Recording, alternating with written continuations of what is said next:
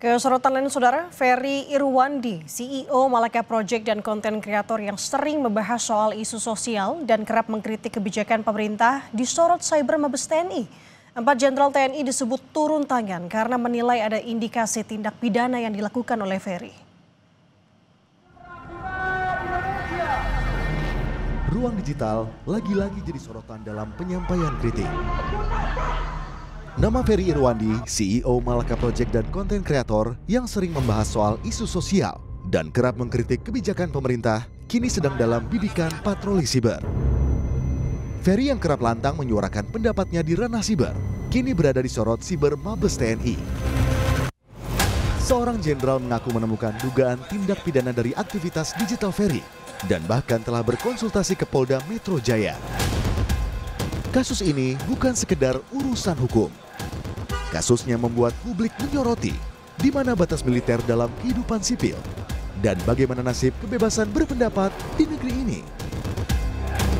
Di balik wajah muda dengan kata-kata lantang, ada jejak panjang perjalanan Ferry Irwandi.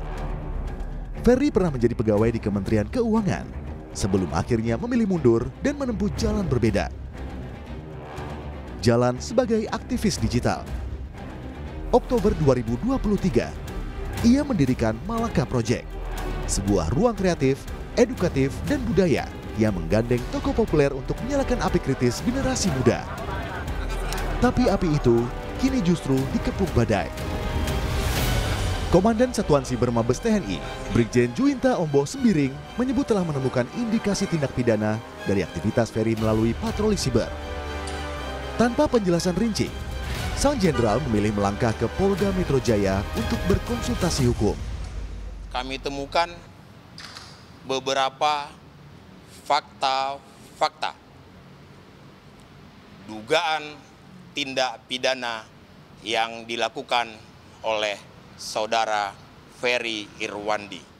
Sehingga atas dugaan tindak pidana tersebut, kami akan melakukan langkah-langkah hukum. Tak hanya satu jenderal, namun ada 4 jenderal TNI yang disebut turun tangan karena menilai ada indikasi tindak pidana yang dilakukan Ferry. Namun bentuk dugaan pidana yang dimaksud belum dijabarkan secara gamblang.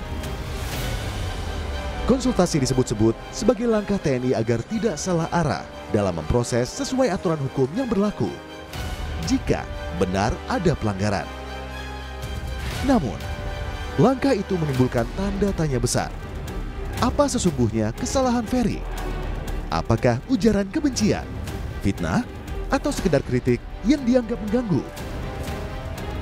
Tidak tinggal diam, Ferry lewat akun media sosialnya akan menghadapinya dan bilang dirinya tak lari kemana-mana. Dan saya harus konfirmasi pesan atau apapun nggak pernah sampai ke saya. Jadi itu aja sih.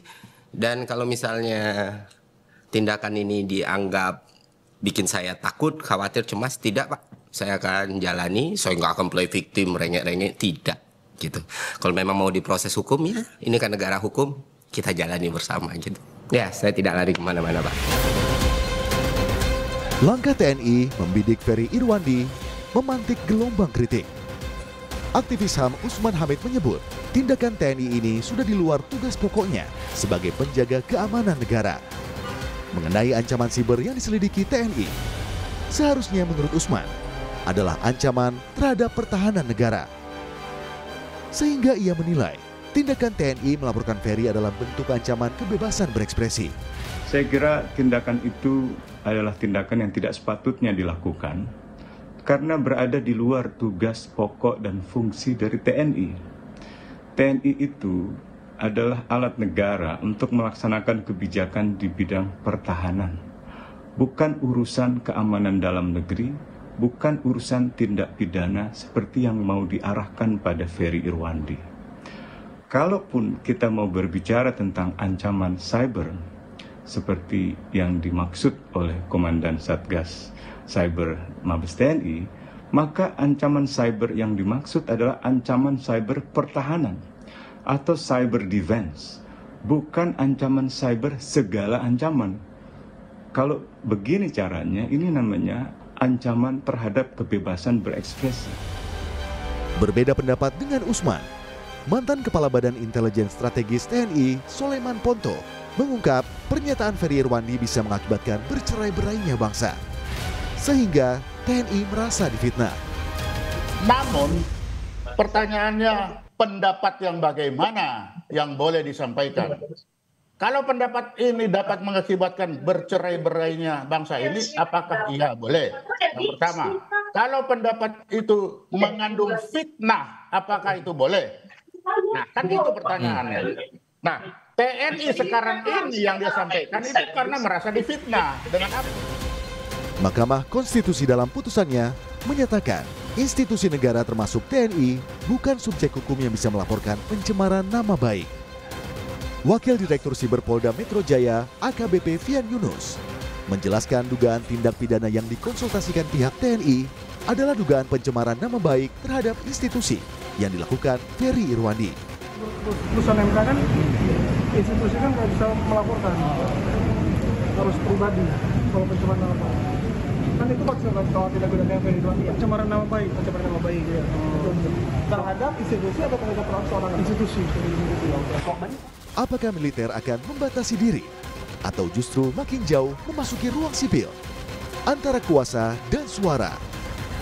Siapa yang lebih unggul untuk menciptakan demokrasi yang hidup? Tim Liputan, Kompas TV.